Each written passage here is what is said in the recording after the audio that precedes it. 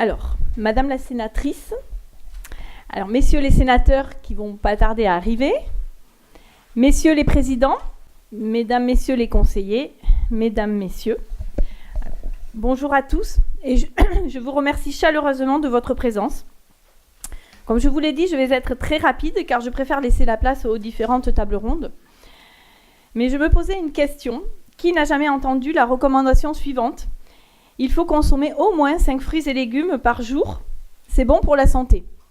Bon, j'imagine que tout le monde le sait et il est incontestable que c'est effectivement bon pour la santé. Mais aujourd'hui, nous devons nous interroger et tenter de répondre à plusieurs questions.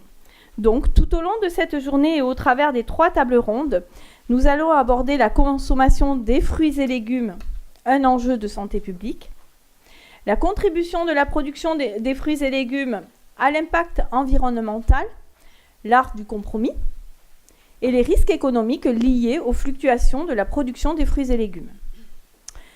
Je remercie M. Medevielle, sénateur de Haute-Garonne, qui parraine cette rencontre de la Prifel et qui nous rejoindra dans un petit moment. Il a eu un empêchement ce matin. Il a su mobiliser ses collègues sénateurs. Je remercie également Madame la sénatrice de Mayenne, Elisabeth Douaneau, et Monsieur le sénateur de Lot-et-Garonne, Jean-Pierre Moga, qui préside chacun de nos 3 tables rondes. Je tiens aussi à remercier Madame la ministre de la Santé, Madame Agnès Buzyn, ainsi que ses équipes qui nous accueillent aujourd'hui. Et pour terminer, un grand merci à Monsieur Chevassiot-Louis, qui assurera les conclusions de cette journée. Madame la sénatrice, je vous cède la parole. Monsieur le Président, Madame la directrice d'Aprifel, Mesdames, Messieurs, chers complices, je suis très heureuse d'animer ce moment, cette matinale, on va dire. C'était assez finalement inattendu parce que nous sommes en plein projet de loi de finances au Sénat et que j'interviendrai en fin de matinée sur la partie santé. Mais je n'aurais pas loupé pour rien au monde ce rendez-vous qui a donc été organisé il y a quelques jours, on peut dire. Donc je viens de la Mayenne, je suis sénatrice depuis 4 ans désormais. Et je suis dans la commission des affaires sociales. C'est ce qui m'a amenée à défendre avec 2 autres co-rapporteurs le projet de loi de finances, le projet de modernisation de la santé il y a déjà 2 ans et demi. Et donc, du coup, c'est vrai que l'alimentation et la santé, ça me parle.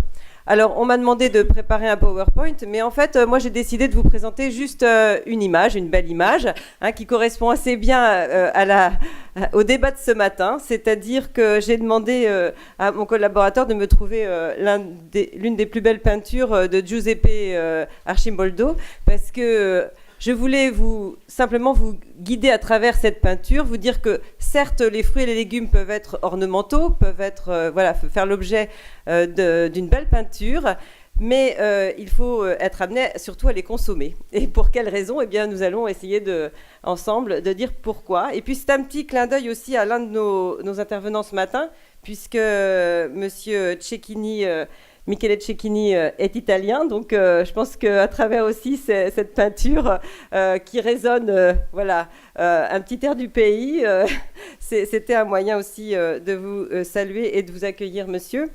Je suis accompagnée de Martine Padilla, que je présenterai tout particulièrement pour son intervention, et j'ai aussi tout près de moi Ambroise Martin. Et donc, les uns et les autres seront amenés à vous présenter justement leurs réflexions sur ce thème, consommation des fruits et légumes, enjeu majeur de santé publique. Et donc, vous débattrez aussi en fin de matinée, parce que je propose que nous écoutions dans un premier temps les intervenants et qu'ensuite nous laissions une large part au dialogue, mais plutôt après leur intervention. Alors que ton alimentation soit ta seule médecine. Alors cette citation est attribuée à Hippocrate. Et donc, je voulais aussi commencer par ça pour dire que l'alimentation, de plus en plus, est finalement un acte de santé. Et les uns et les autres, on a tous des exemples de consommation qui ont été excessives pour tel ou tel produit et qui ont pu amener telle ou telle maladie. Aujourd'hui, on va parler des fruits et des légumes, mais en l'occurrence, c'est vrai que profusion telle que cette image et alimentation, en tout cas, il faut aujourd'hui consommer des aliments qui soient le plus variés possible, mais surtout y introduire le plus de végétaux, si on peut dire. Donc c'est ce vers quoi notre société doit tendre aujourd'hui, tant notre façon de nous nourrir est la source de bien des maladies contemporaines.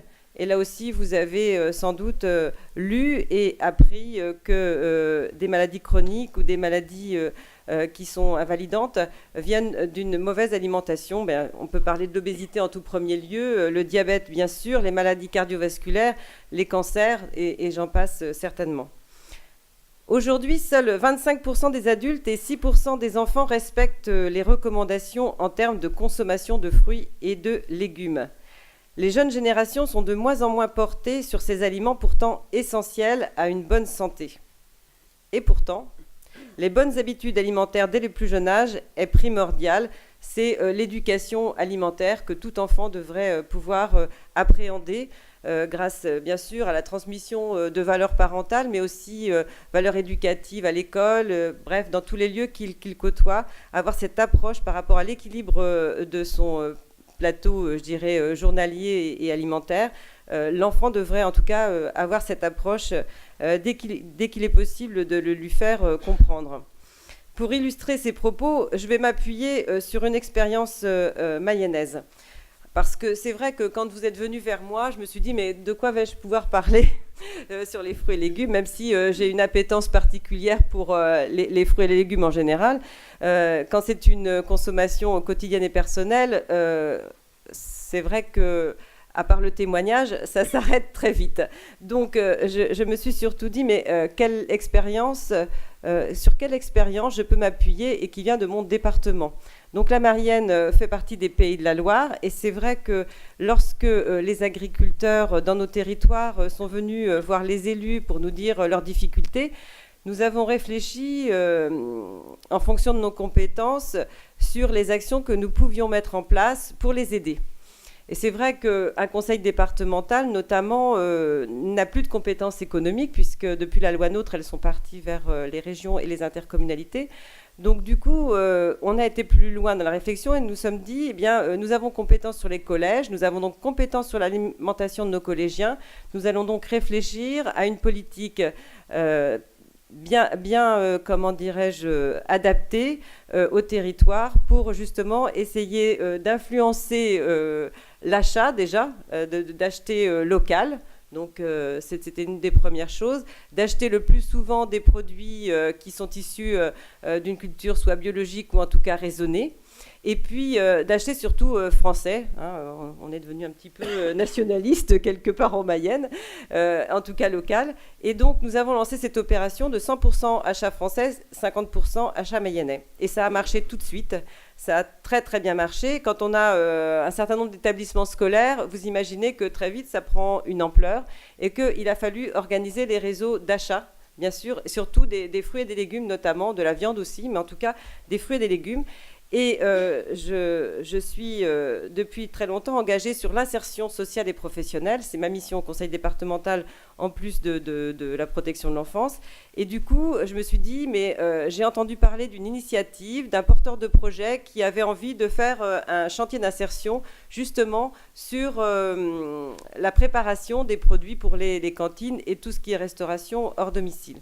Donc j'ai à nouveau rencontré cette personne et donc elle a été emballée par l'idée justement d'apporter la réponse en résonance à la politique lancée par le conseil départemental et elle a lancé la légumerie 53 et je peux vous dire que ça a été un succès fou. C'était un succès fou d'abord en Mayenne bien sûr parce que du coup elle a constitué un réseau avec la chambre d'agriculture, avec Sivam Bio, enfin Sivam Bio c'est notre je dirais notre pourvoyeur de bio sur le département et donc tous les réseaux ont été mis ensemble pour justement trouver les fournisseurs et donc de faire une sorte de plateforme de distribution, mais avec des fruits et des légumes, mais surtout des légumes préparés. C'est-à-dire que les tomates, par exemple, elles sont prêtes à être farcies, les salades sont prêtes à être mises dans le saladier, les produits pour faire une ratatouille sont prêts et découpés. Et donc tout ça, c'est où il y a une plus grande vertu encore, c'est que ce sont des personnes qui sont en difficulté d'insertion sociale et professionnelle qui viennent en fait préparer ces fruits et légumes. Et donc au fur et à mesure de leur emploi, de leur contrat aidé, eh bien, ils apprennent un certain nombre de choses et ça peut être en tout cas des compétences sur lesquelles on peut s'appuyer pour justement poursuivre un emploi dans une cantine, dans un établissement scolaire ou non d'ailleurs. Ces compétences peuvent aussi être valorisées dans une entreprise de production. Bref, on leur apprend les fondements d'un métier dans lequel ils pourront s'épanouir par ailleurs. Mais en tout cas, en Mayenne, on a réussi à trouver les moyens de fournir les établissements comment dirais-je, de restauration hors domicile très facilement grâce à ce chantier d'insertion et à cette plateforme de distribution de légumes en particulier. Cette association a fait l'objet de beaucoup de reportages. Vous avez peut-être vu ou entendu parler de cette initiative, mais il semblerait que 50 projets similaires sont en train de naître en France. Et donc, voilà, c'est une situation, en tout cas une expérience qui n'a pas seulement été expérimentale, puisque maintenant, elle fait des petits. Et donc, on est très heureux en Mayenne d'avoir, en tout cas, donné l'envie de valoriser les produits tels que les légumes et les fruits. Alors maintenant, je vais commencer par me tourner vers les intervenants de ce matin. Alors, vous avez un temps imparti, mais surtout, n'hésitez pas non plus. Je voudrais pas qu'on me renvoie des yeux noirs, mais vous avez des choses à dire. Je le sais parce que j'ai regardé vos biographies et vous prendrez le temps qu'il faut. Et puis, sinon, réservez-nous des surprises dans vos propos lorsque vous serez interrogés par les personnes qui sont ici présentes. Je voudrais donc commencer aussi par vous présenter et je vais commencer bien sûr par Madame Padilla, même si ce n'est pas la première qui interviendra sur ce temps de présentation de vos travaux. Mais Madame Padilla est professeure associée, alors donc chercheur au Centre de hautes études agronomiques méditerranéennes. Merci d'avoir fait le voyage ce matin pour nous. Vous êtes aujourd'hui expert en éco-alimentaire et professeur associé. Vous êtes spécialisé dans l'analyse des comportements alimentaires des populations. Je pense que là, on trouvera beaucoup de réponses à nos questions. Je suis donc avec également Ambroise Martin, qui est président du groupe de travail politique nutritionnelle du Conseil national de l'alimentation. Et je sais que certains d'entre vous ont déjà eu l'occasion de le rencontrer.